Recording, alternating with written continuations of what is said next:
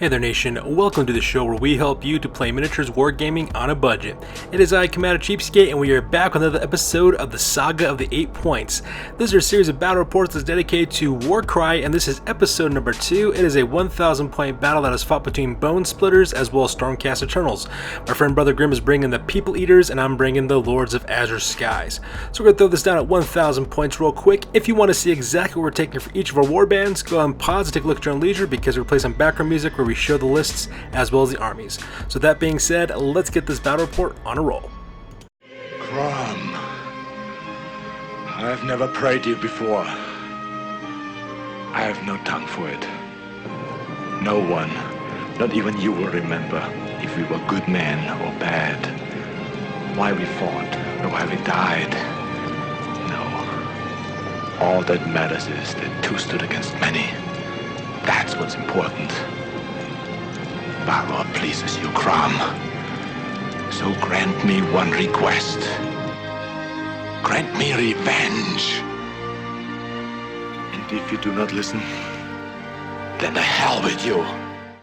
Alright, so let's go and talk about the scenario for this one real quick. So as you can see, we have our 4 cards laid out for our terrain, as well as our victory conditions, as well as a twist, as well as our deployment real quick. The deployment that we're using is called Battle Line, so it's just straight up fighting right against each other, going the Ong axis the target. However, the victory condition is what's called Crush, is pretty much how it is, and you're trying to send a message by annihilating over a foe's advanced guard. So what you end up doing is, like as always, you have your 3 fighting groups. You have your daggers, your shields, as well as your hammers. The objective is for the fighter to destroy the defender's daggers and take them all out. He has to do this by the end of the 4th battle round. If he doesn't do that, the defender wins the battle report, and that's pretty much how it kind of works at this point. At the same time, we also talk about the twist on this one. The twist is called Howling Winds on this one, and that means you subtract 1 from the attacks as well as the strength characteristics up to a minimum of 1 of any range attacks that are greater than 6 inches, and that's pretty much how it kind of works at this point as well. So because of that, ladies and gentlemen, that takes us directly with the scenario directly into the battle plan. Alright, so here's the battle plan for this one. As you can see, my friend Brother Grimm, his forces for the People Eaters are deployed on the left hand side. I'm deployed on the far right hand side. And pretty much what my goal is to keep my daggers from being destroyed by his army. My daggers are right below, right there in the bottom right hand corner. Those guys are my 2 characters, my character Balian Swiftsteeled, as well as Meridian Sunhelm. Those are my 2 Vanguard Hunters, and one's a Hunter Prime. Those are my daggers. So pretty much I have to spend the entire scenario kind of protect them, making sure they don't get killed, and try to outmaneuver my opponent. Pretty much what my plan is to have him hopefully bait him in, have his guys rush towards my daggers, and then I take my 2 hunters and then maneuver them around the table in order to make sure they don't get caught up, and just pretty much avoid contact at all costs, so that way they don't get destroyed. And that's pretty much my idea for this one, for this battle report. Alright, so at this point, let's go talk about the deployment real quick for the People Eaters. Down here we have 3 Savage Spear Aurochs. Their names are Sticka Sticka, Stabba Stabba, and Slica Slica. That's the name of the characters right there. And then right next to them, of course, is a Savage Auroch Moorboy who's also carrying a bow totem, and his name is Baron Zamidi. And they're located here in the bottom bottom left-hand corner of the deployment area. Right in the center, representing the shield aspect of this warband, we have 3 Arrow Boys. Leading the back in the center, that's Papa Shango. He's a Savage Auroch Arrow Boy boss. Right next to him are Thwack Thwack and Twang Twang. And they're both Savage Auroch Arrow Boys as well. And that pretty much makes up the deployment here in the center portion for the shield. And finally, on the very top in the left-hand corner, for the hammer version portion of the warband, we got Raga and Crag. Those are a Savage Big Stabba, is what they're making up right over there. And then right next to him is Bedak Rockskull. He's a Savage Auroch Moorboy, and that makes up the hammer aspects of his warband. And that pretty much makes deployment for Brother Grimm's army on this one. Alright, so starting in the bottom right hand corner with my dagger portion of my warband are my 2 characters. That's Balian Swiftsteel. He's my Hunter Prime. He's located in the back.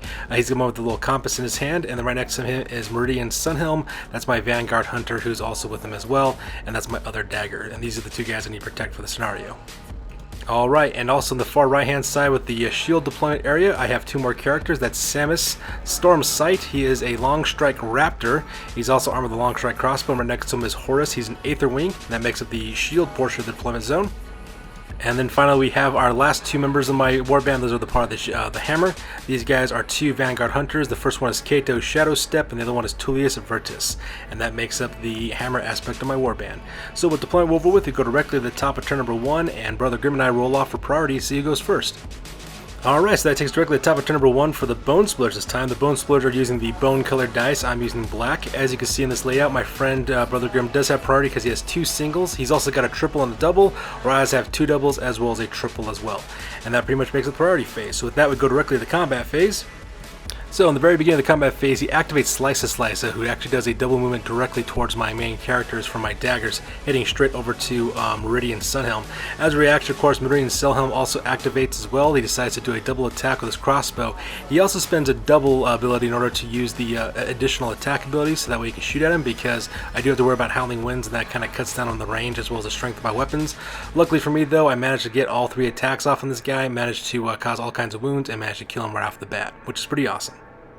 Meanwhile, across the other side of the table, my friend Brother Grimm decided to activate his leader using the Wah ability, and what that does, it actually gives everybody additional movements for them. It actually gives them 3 additional movements. So you can see right there, Twang Twang, he just kind of flew across the battlefield, moving 11 inches towards the other side of that tower, heading towards my main lines. At the same time, I decided to activate Samus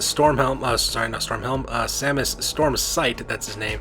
I decided to activate my Long Strike Raptor with the Rapid Fire ability for his, so that way he gets the half the value, which means he gets 3 shots, a grand total of 4 in total with his crossbow, so that part's pretty awesome.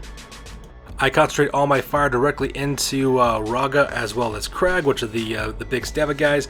Managed to put 18 wounds on those guys in total, so that part was pretty awesome as well.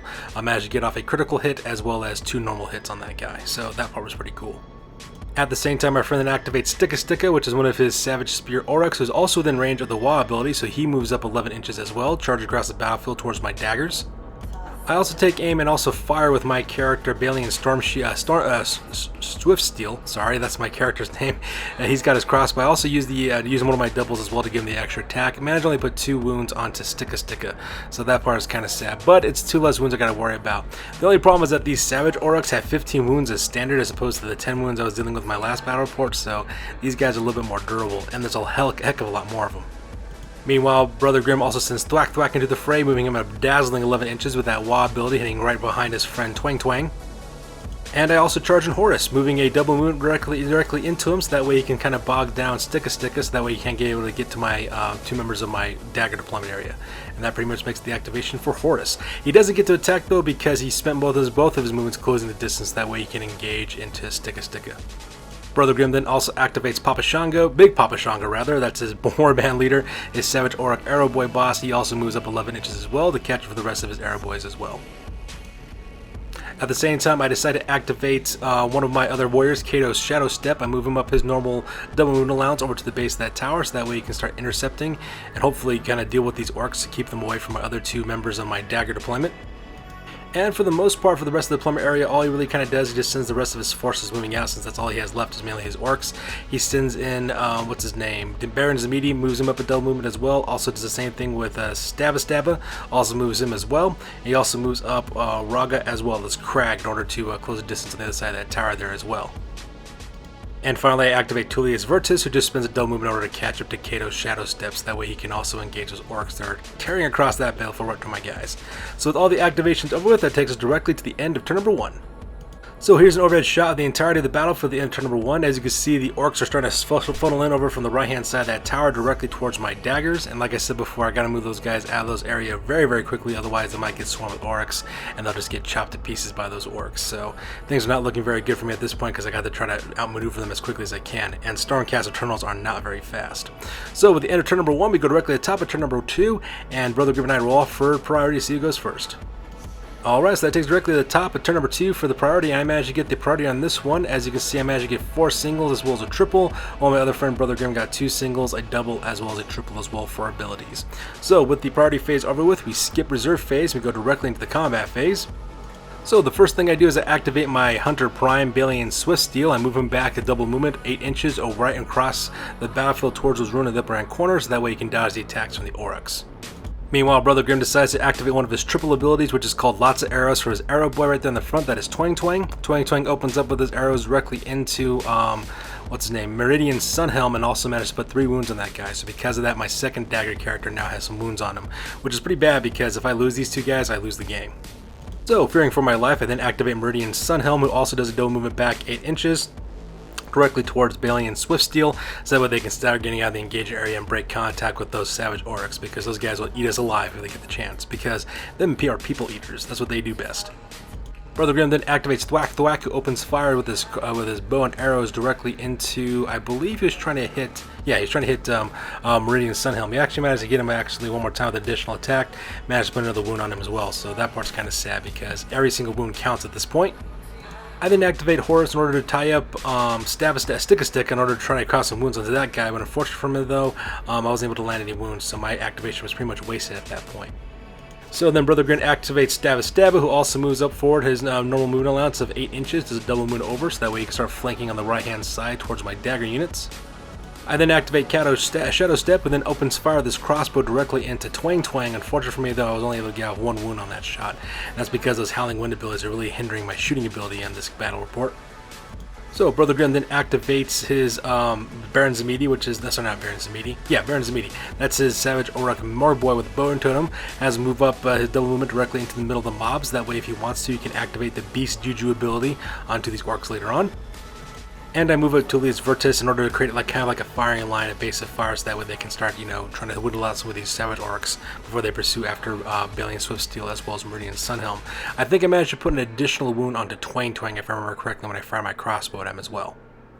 So the combat between Sticka Sticka as well as Horus takes a negative turn for me, as my friend then activates Sticka Sticka. He manages to put 3 wounds directly onto Horus, which pretty much brings him down to half his lives left, so that part is kind of rough as well.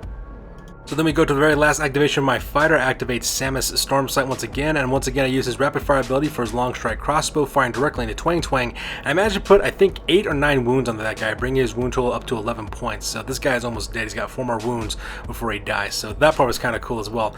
I'm starting to love these long strike raptors with their rapid fire ability. These guys are really deadly on shooting. It's kind of like their own little one-man artillery pieces, what they are. So for the rest of the turn, Brother Grimm has only the rest of his orcs left to activate, so Brother Grimm activates Raga and Crag, as well as not Baron Zamidi, as well as Badak Rockskull, and all of those guys just kind of move a double movement all the way around the other side of the tower, so that way they were within charging distance towards my 2 dagger units I'm trying to escape. And that pretty much makes it the end of turn number 2. So here's the end of turn number 2. As you can see, my dagger units are trying to climb to the upper right hand corner of the table and trying to escape. At the same time, I'm being pursued from both the left as well as the right by a Morboy, giant Morboy psychopath, as well as a big Stabba, and then I had that huge wave of Savage Orcs coming down right beneath the tower, trying to make way through my main battle lines and engage my troops. So I'm going to start making some plans real quick in order to try to escape this as best as I can. So that being said, we go directly to the top of turn number 3, and Brother Grimm and I roll off for priority to see who goes first. Alright, so that takes us directly to the top of turn number 3 for the Stormcast Eternals. Again, I get to manage to take priority on this one. I managed to get a triple as well as a double as well as 2 singles, while my friend Brother Grimm managed to get a quad as well as a double as well as 1 single. So because of that, I do get the initiative on this one, and I get to go first. So here is the beginning of the combat phase. The first thing I do is I activate Bailey and Swiftsteel, and I have him move back another 8 inches to the back corner of the battlefield. Now, it's at this point I'm looking at the battle report now. I look at, well, at the time I didn't know this, but at the time of the battle report that we're actually doing this, I forgot the part of the rule where it talks about you can't put your dagger unit within 4 inches of the table edge, otherwise they die. So technically speaking, this guy should be dead, but Brother Grimm and I did not realize that when we were playing the game. We were just kind of like, we're just too caught up in the game at that point. So if you do notice that he is the rest alive for the rest of the battle report, but technically speaking he should be dead. So I'm just gonna let you guys know that right off the bat. So that's what I did. First mistake we made in this battle report. So we go back to Brother Grimm, who then activates Raga and Crag, and he moves them up their normal 4 inches. And the reason why he does that is because when he moves them up 4 inches like this, he actually gets them within 6 inches of with Meridian Sunhelm. So because of that, he activates a double ability known as Charge. And what that basically does is it's a Bonesplitterz ability. If there's an enemy fighter within 6 inches of them, they make a bonus move towards them. Alright, they have to actually end up moving closer towards their target. By doing that, that frees up their second action, so that way they can also attack with their last action, in which case they opened up with their big Stabba. As you can see in this picture here, they managed to put 15 wounds on my character, which is really, really bad. So because of that, he's about 3/4 of the way dead, another 5 wounds, and Meridian Sunhelm will perish in this battle report. So that part was kind of rough. So in a panic, I decided to disengage with Meridian Sunhelm. I've actually disengaged back 3 inches, then moving back 4 more inches towards the edge of the table, so that way you can survive. And just like that, I've also made a second mistake in this battle report, because nowhere in the rules my daggering units can't come anywhere within 4 inches of the table edge. So we actually made a mistake on that part too, which is pretty rough on this part. But like I said, we're playing this game, it's kind of brand new to us, so whoops, we're going to make mistakes on this one. Meanwhile, on the bottom of the board, Sticka uses one of his actions to finish off my my Aether Wing Horus. He decides to do a normal movement directly towards what's his name, Tullius Vigilus Virtus, so that way he can start engaging him in close combat the next turn. But he's not within range, so because that I move Tullius Virtus to have him charge him directly into Raga as well as Crag, so that way he can start engaging in close combat as well. I also open up with a couple of attacks with the swords. I forgot how many wounds I managed to put on this guy, but this guy is pretty much close to death. I think it's like 4 more wounds, and this guy will end up being killed. So that's exactly what I did with that character as well. So in response to that, Brother Grimm decides to activate Baron's Meaty and use the Rampager main ability that is pretty much allowable for everybody, which allows this guy to move up one more time and also to attack, and that's exactly what he does. Unfortunately for Brother Grimm, though, he flubs all of his attack rolls, so because that, nothing really happens to my character, Tullius Virtus, so he's perfectly fine for this round. So that part was kind of sad, because that quad ability actually sounded pretty cool. Unfortunately, the dice gods were just not with Brother Grimm at that point. So then, of course, I then send in my other character, Kato Shadowstep, pull him back to go directly into the Big Stabba, and I think I managed to put 2 more wounds on this guy when it was all said and done in close combat. I think that was what I was able to do, but I think I flooded most of my rolls in the process of doing so. Meanwhile, at the same time, Crookfang, the Savage Auric, he gets activated, moves up his normal 8 inches, doing a double movement, heading towards my Raptor. At this point, I decide to activate Raptor using the triple ability to rapid fire once again, using 4s this time to add to his attacks. This time I only got off 2 shots, but the 2 shots I did get off, I got critical hits on that one, so that part was kind of cool as well. I took out Twang as well as Sticka, killing both those guys and dusting them and adding their bones and bodies to the ruin of the 8 points. So that part was pretty cool as well. The rest of the turn is dedicated to Brother Grimm because he's the only one of the warriors left over. So the first thing he does is double movement with Baron Zamidi, his bone totem carrier, so that way he gets closer to the main action. At the same time, he also does a normal movement with both Big Papa Shango as well as Thwack, and they take open fire directly into my Long Strike Raptor. And they actually hit Samus a couple times. I think they hit him like 2 times, caused 3 wounds on him is what they ended up doing. So that part was pretty rough as well. And that pretty much rounds up this turn for this one. So here's an overhead shot of turn number 3 at the end of it. As you can see, I'm trying to tuck my forces back to the upper right corner, and technically speaking, I've also failed this battle report as well because both of my characters, Balian Swiftsteel as well as Meridian Sunhelm, they're both within 4 inches of the table edge, so technically speaking, they should be dead right now. And that's because we made a mistake on this game because we weren't really paying attention to that portion of the rules. We just kind of forgot about that because we were kind of too involved in the game at this point. So I do apologize on that part. So with that being said, we go directly to the top of turn number 4, and once again we roll off for priority on this one. Alright, so that takes us directly to the top of turn number 4 for priority rolls. You can see the Stormcast Eternals managed to get the initiative on this one. I ended up with 2 doubles, a 6 and a 4, and I got 3 singles, and my friend Brother Grimm, he got 3 triples as well as 1 single. And that pretty much makes it the priority phase on this one. So the priority phase over with, we skip reserve phase and go directly to the combat phase. And as you can see in this photo, I activate my leader Balian Swiftsteel first. I have him move his double movement directly out of the ruins, directly into the northern part of the battlefield because I'm trying to escape the wrath of those savage orcs that are coming my way. Alright, so that takes us directly to the middle of the table here. This is after several activations of combat between my 2 characters, as well as the Big Stabba, as well as the Moorboy. So what ended up happening by the time it was all said and done, the Moorboy decided to use what's called the Bone Shiv ability in order to get off an attack, but unfortunately he failed it, so not much came out from that. However, by the time, and I also activated a double attack, +1 attack ability with, with Kato Shadowstep, so that way he could also fight as well. By the time it was all said and done, this is pretty much what ended up happening. Tullius Virtus, he ends up dying for close combat. Same thing with the Moorboy. What's his name? I'm looking at my list here. This is Badak Rockskull. He also dies. Same thing with Raga and Crag. So because that, a lot of death just took place in the melee right in the middle of the battlefield. So that part was pretty crazy. So then goes back to Brother Grimm, then activates his Totem Bearer, uses the Beast Spirit Juju ability, which means at the end of the battle round, he adds +1 toughness to all the characters around him within 6 inches. So because of that, Thwack, as well as Big Papa Shango, as well as, Crookfang, they all decide to get +1 to their toughness. That way they don't make sure they don't get killed during the next shooting phase. So once again, I opened fire with Samus Stormside again, managed to put 10 wounds directly onto Baron Zamidi. I managed to get a critical hit on that one, so because of that, he's about 3/4 of the way dead. And then I use my Stormcast ability, Tireless Hunter, directly onto Meridius Sunhelm. That way what I do is add 6 inches to his movement characteristics, do a double movement as well. So this guy flows flying across the battlefield at 14 inches because, as you can see, he's carrying 17 wounds. He's only 3 more wounds before he dies, and I kind of run away from the rest of the battlefield. However, it did not make much of a difference, however, because Brother Grimm did activated Big Papa Shango as well as Thwack Thwack. They both move up their normal movement allowance, and they also open fire with their bows, managed to put the last 2 wounds directly onto Meridius Sunhelm, so because that he gets killed and half of my dagger deployment guys are already dead, which is pretty rough. Alright, so that takes us directly to the end of turn number 4, and like I said before, I made a mistake again because once again, right on the top, my character up there, Balian Swiftsteel, he's within 4 inches of a table edge. So like I said, I made mistakes all kinds in this battle report. However, as you can see here, the orcs are starting to be kind of thinned down now. There's only 4 of them left. I got 1 hunter, I got my prime, as well as my long strike raptor, so things are still looking pretty good in my favor. So with that being said, we all made another mistake because this game is supposed to end after turn 4, but like I said, we're just having too much fun. We go directly to turn number 5.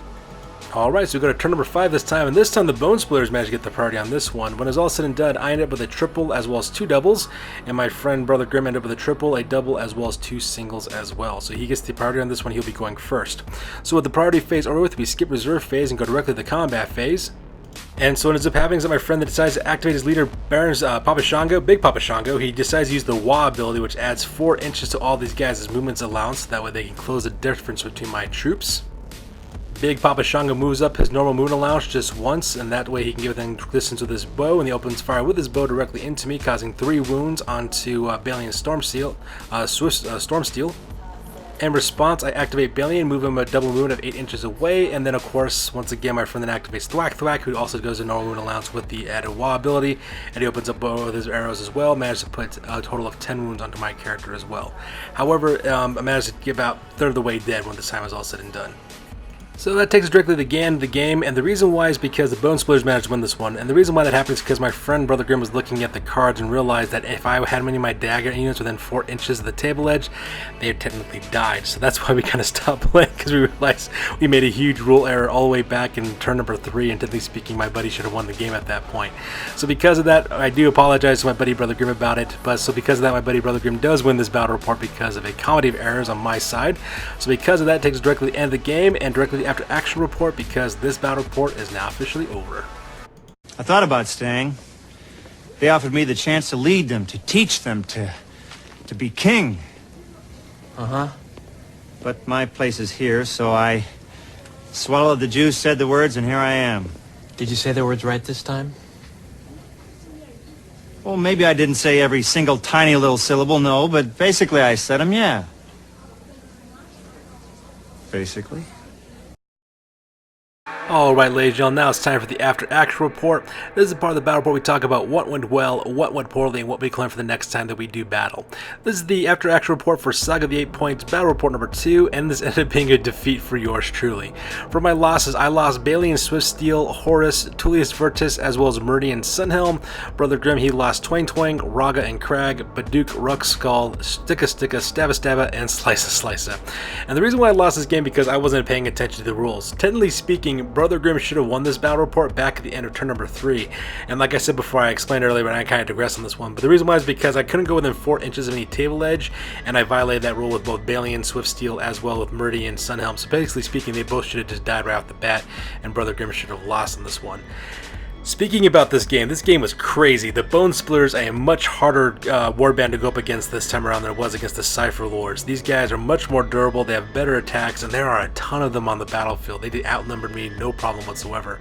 My problem was I strayed too far away to the table edges, thus killing my 2 dagger units. Next time I will need to look out for that and pay attention to the rules more to make sure that I don't violate things like that.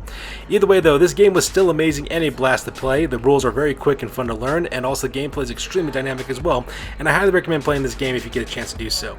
As always, this was an awesome game against an awesome opponent, and I can't wait for the rematch on this one because I need to redeem myself. So that being said, ladies and gentlemen, that's good to do for this one. As always, please feel free to like, comment, and or subscribe. Your guys' input is invaluable to us as always. Also check us out on Facebook, Instagram, as well as blogger.com for the latest greatest news about the hobby aspect of this channel. That's good to do for this one, you guys. We'll catch you guys in the next one. Peace out, and catch you on the flip side.